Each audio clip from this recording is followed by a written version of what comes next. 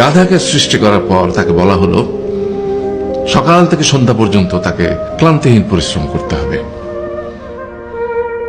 সারা জীবন তাকে পিঠে ভারী বোঝা বইতে হবে, খেতে পাবে শুধু ঘাস, আর তার মাথায় কোনো বুদ্ধি থাকবে না। তার আয়ু হবে 50 বছর। গাধা করজোড়ে সৃষ্টিকর্তাকে বলল, আমি এত বছর বাঁচতে চাই না, আমাকে 20 বছর আয়ু দেওয়া হোক। সৃষ্টিকর্তা সেটাই মঞ্জুর করলেন। কুকুরকে যখন সৃষ্টি করা হলো তখন তাকে বলা হলো যে সে হবে মানুষের সবচেয়ে বড় বন্ধু, কিন্তু সে খাবে মানুষের উচ্ছিষ্ট, এবং তার আয়ু হবে 30 বছর। কুকুর সৃষ্টিকর্তাকে বলল, আমি এত বছর বাঁচতে চাই না, আমাকে 15 বছর আয়ু দেওয়া হোক। সেটাই মঞ্জুর করা হলো।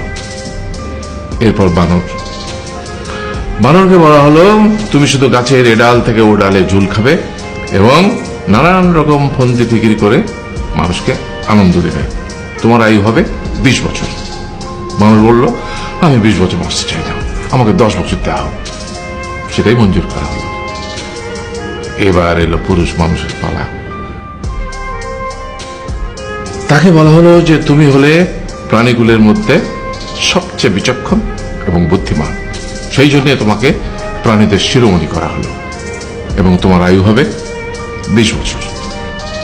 তখন পুরুষ মানুষ বলল, করজোড়ে বলল সৃষ্টিকর্তাকে যে 20 বছর আয়ু অত্যন্ত কম, হে প্রভু, আমাকে ওই গাধার সে যে 30 বছর আয়ু চায়নি সেটা আমাকে দেয়া হোক, ওই যে কুকুর 15 বছর ফিরিয়ে দিয়েছিল সেটাও আমাকে দেয়া হোক, আর যে বানর 10 বছর নেয়নি সেটাও আমাকে দেয়া হোক।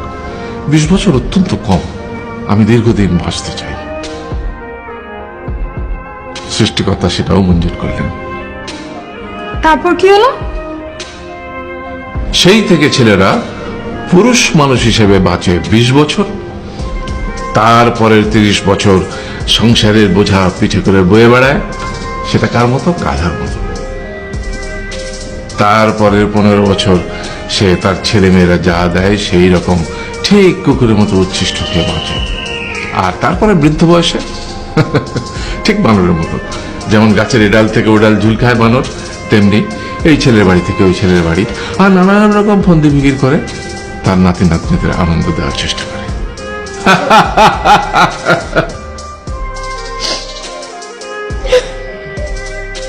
আরে